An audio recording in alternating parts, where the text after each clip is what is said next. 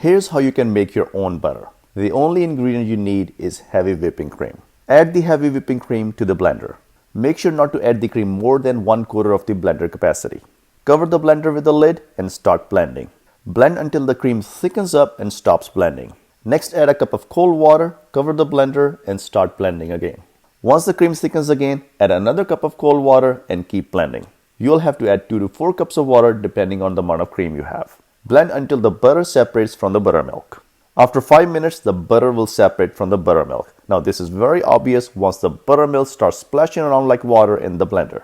At this time, all the butter will float to the top because butter is lighter than buttermilk. Use a notched spoon like this one to scoop up the butter. This way you can grab the butter while leaving the buttermilk behind. Squeeze as much buttermilk as you can from the butter to have a longer shelf life. Next, use any container to store the butter in the shape you want. I'm using this butter tray. I'm adding butter to the butter tray and compacting the butter in the process. Press the butter and remove any last bit of the buttermilk. Turn the butter tray upside down and then shake the butter down. Homemade butter tastes much better than store-bought butter because it's made using fresh cream. Refrigerate the butter for a longer shelf life and then cut the butter as you need it. Here you go. That's how easy it is to make your own butter.